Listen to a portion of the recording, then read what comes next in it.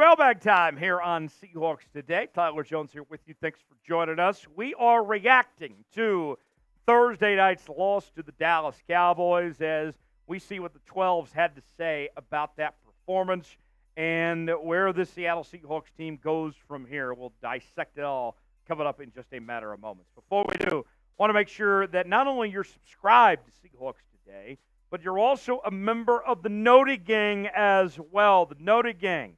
Those are the folks that have their notifications turned on. That way, they are the first to know when we have new content here on Seahawks Today. We're bringing you more content than we ever have before here on the channel. Sometimes 2-3 videos in an entire day here on the channel. We have our live shows that we're doing each and every week. Our watch parties. If you love your Seattle Seahawks, you got to be subscribed and you got to have your notifications on so you never miss a moment. When the Seahawks make a move, you're going to be the first to find out about it. Turn on your noties. Join the Noty Gang. Spam Noty Gang in the comments if you've got your noties on. We'll get started with today's show. Gino Truther says, will Geno Smith be benched soon? I know he played well Thursday, but I want to see Drew. Hashtag Seahawks. Oh, here we go again. Gino Truther, here's the deal, okay? If we're going to be completely frank about this, the Seahawks actually had a very good night from Geno Smith. And we've seen Geno on this roller coaster of a season. We've seen the highs, we've seen the lows from Geno so far this year.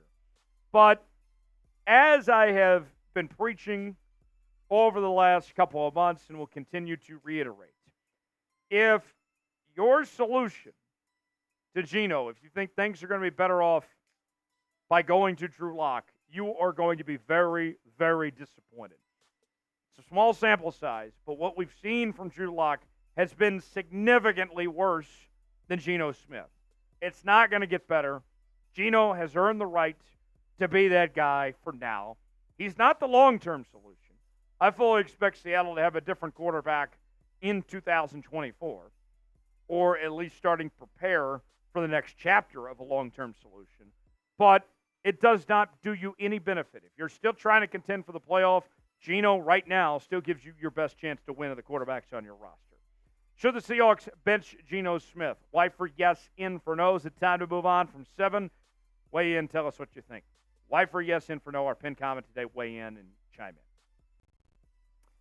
All right, Legion of Boom Forever One writes, at this rate, what are the chances Pete Carroll is back next year? Still very high. But if I'm Jody Allen and I'm Seahawks management, John Schneider and company, I'm telling Pete, what you're doing now, you cannot be content with. Pete, you can come back next year, but there's got to be change. And one thing we talked about on the channel this week, I know Smitty and I are on the same page about this as well, is that look at the different coordinators the Seahawks have had offensively over the years. Shane Waldron, Schottenheimer, all these guys. It was the same problem over and over again. Same offense with the same issues, no matter who was calling plays. And what was the one thing that was consistent about all those? Pete Carroll. Pete Carroll has to let his coordinators, specifically on offense, do their thing and let them run the offense they want to run, not the offense Pete Carroll wants to run. Give them full control to do what they want. I think at this rate, you're looking at a new OC, a new DC next year, but Pete Carroll more than likely back. I would say that it's at least a 75% chance, if not higher, that Pete Carroll's back in Seattle next year. Pete Carroll, is he the right man for the job in 2024? What do you guys think? B for believe, D for don't. Is Pete Carroll the right guy for this Seahawks team next year? Weigh in. Tell us what you think in that comment section if you believe that Pete Carroll's the right guy or not. Today's show is sponsored by Factor, and this holiday season, you might be looking for nutritious, convenient meals to keep you energized on jam-packed days. Factor, America's #1 ready-to-eat meal delivery service, can help you fuel up for breakfast, lunch, and dinner with chef-prepared, dietitian-approved, ready-to-eat meals delivered straight to your door. You'll save time, eat well, and stay on track with your healthy lifestyle while tackling all your holiday to-dos. Skip the stress of meal prepping over the holidays with Factor. Choose from 35-plus weekly flavor-packed, fresh, never frozen meals that support a healthy lifestyle and meet your meal preferences. All delivered right to your door and ready to eat in 2 minutes. Enjoy extra convenience any time of day with an assortment of 45-plus add-ons to suit various preferences and tastes. Choose from breakfast items like our delicious apple cinnamon pancakes, bacon and cheddar egg bites, and potato, bacon, and egg breakfast skillet. Or, for an easy wellness boost, try refreshing beverage options like cold-pressed juices, shakes, and smoothies. Head to factormeals.com/SeahawksChat50 and use code SeahawksChat50 to get 50% off. That's code SeahawksChat50 at factormeals.com/SeahawksChat50 to get 50% off. The link is in the comments and the description of today's video. Factor Meals, proud partner of Seahawks Today. Just Kyle writes in, what do you think the Seahawks will look like after Pete Carroll retires? Very good question. I don't think that time is coming anytime soon, so it's hard to exactly say. But you have to imagine, think about this for a second here. The old guard. There is, as much as we talked about this team, the way that they've reset with younger talent that they've invested in the last few years, there's still some older guys there. Bobby Wagner, Jarran Reed, Quandre Diggs, Tyler Lockett, the list goes on and on. I think you're going to see over a period of time the old guard start to seep away and the new guard, more younger players, start to fill those voids. And so I don't know if Pete is going to be around when that new guard comes in, but I think that's the direction we are heading towards is the next step, replacing some of those older players, probably beginning with Quandre Diggs.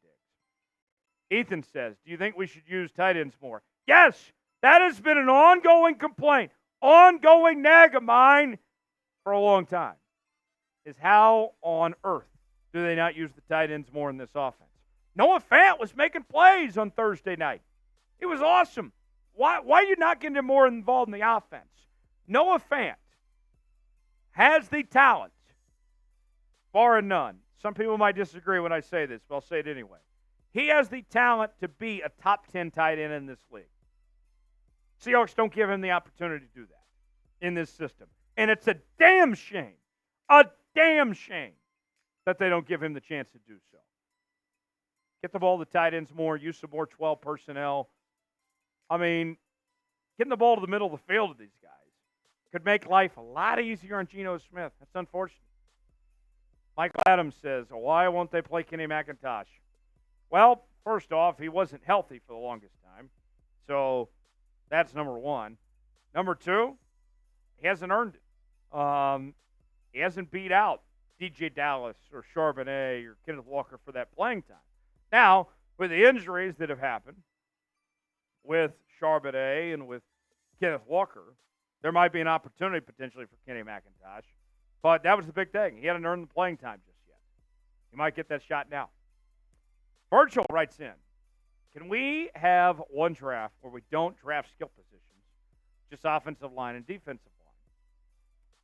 I see what you mean, Virgil, but here's the reality, okay, is that when you don't draft skill position players, then you find yourself behind everybody else because everybody else is drafting skill position players and continuing to try to elevate their offense step by step.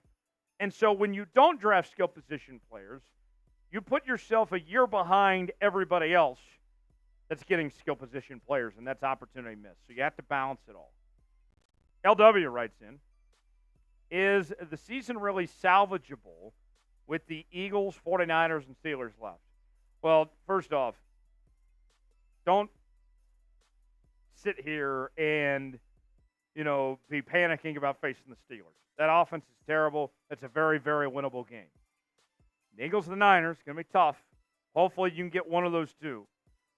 I don't think the Seahawks look like a championship contending team. I don't think anybody does. You're not going to fool anybody that way. But the playoffs are still within reach. You look at those other teams that are there, Packers, Rams, Saints. You're right there with those guys. You can get in the postseason still. So let's get to the postseason, and then let's see where we go from here. So salvageable, if you're talking playoff-wise, yeah, it's still within reach. Championship-wise, not great.